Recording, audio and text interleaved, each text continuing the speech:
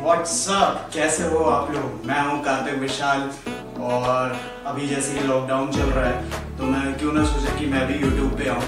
आज फिर हम आज बात करने वाले हैं मेरी फिटनेस जर्नी के बारे में। तो चलिए स्टार्ट करते हैं।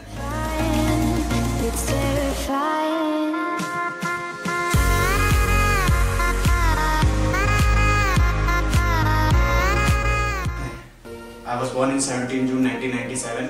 हम दो भाई हैं, मैं छोटा हूँ, एक मेरा बड़ा भाई भी है। और जैसे कि मैं घर का छोटा था तो मुझे काफ़ी प्यार मिला, काफ़ी पैम्पर हुआ। मेरे को जो चाहिए था वो मुझे मिल जाता था। फिर और बचपन में क्योंकि मैं काफ़ी क्यूट भी था, वैसे क्यूट तो सभी होते हैं हाँ, तो फिर पढ़ाई के मामले में मैं काफ़ी तेज़ था। फिर धीरे से मैं जब इंट्रोड्यूस हुआ स्पोर्ट्स से, आउटडोर गेम से, मुझे क्रिकेट खेलना बहुत पसंद था, मुझे फुटबॉल खेलना बहुत पसंद था, मुझे कराटे काफ़ी पसंद था। इवन मैं कराटे में MP स्टेट लेवल का चैम्पियन हूँ, ब्राउन बेल्ट। और क्रिकेट मैंने अंडर 16 खेला हुआ है। जबलपुर में अगर आप हैं तो आप जानते हैं रानीताल स्टेडियम, वहाँ से मालूम है तेरे बाप को मत सिखा चल। आने लगा तो स्पोर्ट्स की तरफ चला गया। तो मैं दिन भर बाहर खेलने लगा, ज़्यादा से ज़्यादा टाइम बाहर बिता रहा था। धूप में काली स्किन हो रही थी, पूरी स्किन क्वालिटी ओवरऑल ख़त्म हो रही थी। न्यूट्रिशन का तो नॉलेज ही नहीं था, तो घर पे कुछ खाना ही नहीं खाते, तो और मेरी बॉडी श्रिंक होती जा रही थी। तो मैं काफ़ी लीन, काफ़ी स्किनी हो गया था। सो उस टाइम मेरा बॉडी वेट अराउंड 42-43 kg था 2010 तक। फिर एक्चुअली 2010 में फिर एक बहुत बड़ा क्राइसिस आया हमारे घर पे कि मेरे डैड का एक रोड एक्सीडेंट हो गया जिसमें वो नहीं रहे। मेरे मम्मी ने फिर हम दोनों भैया को संभाला। फिर वो सब चीज़ होने के बाद मेरा स्पोर्ट्स से दिलचस्पी ख़त्म होने लगी। मैं काफ़ी टाइम अलोन रहने लगा। फिर स्कूल टाइम ख़त्म होने लगा, कॉलेज टाइम आने वाला था।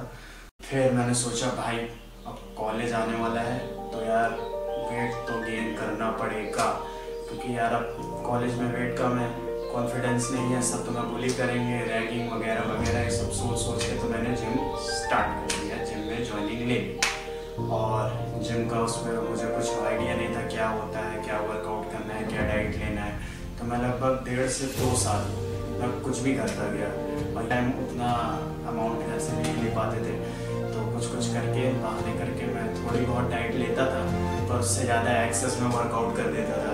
एक मसल को 3-3, 4-4 बार एक हफ्ते में ट्रेन करने लगा। मुझे पता नहीं था क्या होता है, और मेरी बॉडी श्रिंक होती गई, लीन होने लगा, बॉडी फैट कम होने लगा, क्योंकि एक्चुअली मैं एक्टोमॉर्फ की मैं कितना भी खा लूँ बहुत वेट गेन नहीं होता है। वर्कआउट करने लगा कुछ ज़्यादा ही, मैं न्यूट्रिशन टॉप पे नहीं था, तो लगभग 1 से 2 साल वेस्ट हो गए। कुछ नहीं हुआ, 1-2 किलो हार्डली बढ़ा, तो वही अराउंड 45-46 kg पे था। फिर मुझे लगा नहीं यार अब कुछ करना पड़ेगा, बट सैडली मुझे जॉइंटिस हो गया। और जितना मुश्किल से मैंने 2-3 किलो वज़न भी बढ़ाया था वो पूरा डाउन गिर गई। मेरी किस्मत ही खराब है, मेरी जो था एक्चुअल वेट उससे भी कम हो गया, 36-38 kg का हो गया मैं। और बहुत ही ख़राब लग रहा था, पूरा मोटिवेशन लूज़ हो गया था, एकदम कुछ करने की इच्छा नहीं थी कि यार ये क्या हो गया मेरे साथ। पर फिर मैंने जैसे तैसे खुद को संभाला। फिर अब मैं सोचा नहीं, आप कितनी बार भी फेल हो उससे मतलब नहीं है, पर आप अगर फेल हो के रुक गए, अब चलो धीरे चलो, पर स्टॉप आता, रुको नहीं। अगर रुक जाओगे तो फिर मतलब क्या हुआ है, क्या मतलब हुआ आपकी इस जर्नी का। जब आपको रुकना ही था तो आपने स्टार्ट ही क्यों किया। यही चीज़ मैंने सोचा कि नहीं, मुझे रुकना नहीं है। फिर जैसे जैसे मैं थोड़ा बहुत रिकवर हुआ, फिर मैंने फुल अपने आप को आइसोलेट कर दिया कि नहीं यार अब मुझे करना ही है।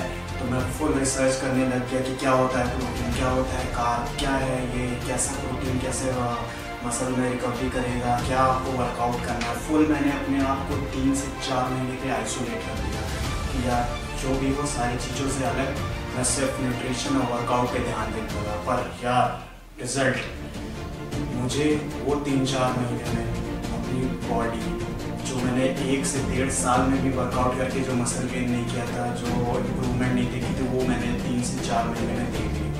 फिर मुझे लगभग समझ में आने लगा कि ये 3 चीज़ आपकी लाइफ में बहुत ज़रूरी है आपको कुछ करने के लिए। एक हार्डवर्क, कठोर मेहनत, डेडिकेशन, निष्ठता एंड कंसिस्टेंसी। स्थिरता। तो ये 3 चीज़ आपकी लाइफ में काफ़ी ज़्यादा मैटर करती हैं। आप अगर अपने गोल, अपनी टीम को लेके काफ़ी फोकस हो।